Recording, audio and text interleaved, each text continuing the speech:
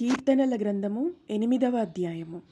మనం మన చుట్టూ పరిశీలించి చూసినప్పుడు మనుషులు చేసినటువంటి పనిని అనేక రకాలుగా గ్రహించవచ్చు. పెద్ద పెద్ద బిల్డింగ్స్, బ్రిడ్జెస్, రకరకాల వెహికల్స్ మొదలైనవి. మనం మన తల ఎత్తి పైకి చూసినప్పుడు దేవుని చేతి పనిని చూడగలం. ఆయన చేసిన ఈ విశ్వమంతటిని గ్రహించగలం. Solar system, galaxies, black holes, nebula, మనం క్లియర్గా చూసే సూర్యచంద్ర నక్షత్రాలు, ఇవన్నీ దేవుడి చేతి పని. అటువంటి ఆయన చేతి పని ముందు ఒక మనిషి దుమ్ము ధూళితో సమానం. నిజం చెప్పాలంటే వీటన్నిటి ముందు మనం నివసించే ఈ భూమే ఒక చిన్న ఇసుక రేణువంత ఉంటుంది. మరి అందులో మనిషి ఎంతటివాడు? దేవుని చేతి పనే అంత భయంకరమైన, ఉన్నతమైన, ఊహ కందని విధంగా ఉంటే వాటిని తన చేతి పనిగా చేసిన దేవుడు ఎంతటివాడో ఆలోచించాలి. 3వ వచనం, నీ చేతి పని అయిన నీ ఆకాశములను, నీవు కలుగచేసిన చంద్రనక్షత్రములను నేను చూడగా, నీవు మనిషిని జ్ఞాపకం చేసుకుంటకు వాడేపాటివాడు, నీవు నరపుత్రిని దర్శించుటకు వాడేపాటివాడు. అయితే ఆదికాండము 1వ అధ్యాయము 27వ వచనం ద్వారా దేవుడు ఇలా తెలియచేస్తున్నాడు. దేవుడు తన స్వరూపమందు నరుని సృజించెను, దేవుని స్వరూపమందు వాని సృజించెను, స్త్రీనిగాను పురుషునిగాను వారిని సృజించెను.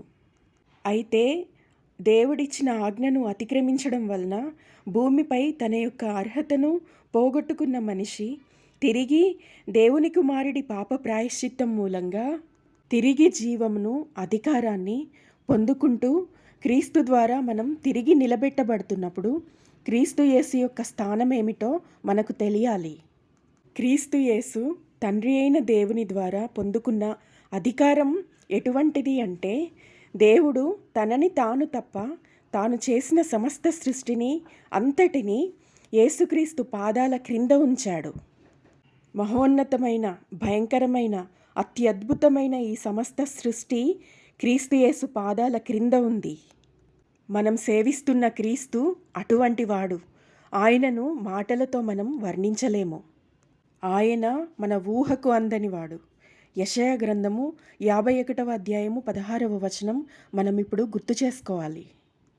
నేను ఆకాశములను స్థాపించినట్లును, భూమి పునాదులను వేయినట్లును, నా జనము నీవే అని సియోనుతో చెప్పునట్లును, నీ నోట నా మాటలు ఉంచి నా చేతి నీడలో నిన్ను కప్పియున్నాను. భూమి ఆకాశాలను స్థాపించిన దేవుడే నీవు నా జనము అని క్రీస్తు యేసు చేత రక్షించబడిన నీతో చెప్తున్నాడు. ఆయన మాటలు నీ నోటి మాటలుగా చేస్తూ ఉన్నాడు. ఆయన చేతి నీడలో నిన్ను దాచి ఉంచుతున్నాడు. ఆయన ఔన్నత్యాన్ని బట్టి నిత్యము నీవు దేవుణ్ణి స్తుతిస్తూ ఉన్నప్పుడు, నీ పిల్లల చేత దేవుణ్ణి స్తుతింపచేస్తూ ఉన్నప్పుడు దేవుడు నీ శత్రువులను నీకు లేకుండా చేస్తాడు. అలా ఆయన పూర్వకాలం నుండి జరిగిస్తూ వస్తూ తన శేషాన్ని భూమిపై తన కొరకు నిలిపి ఉంచాడు.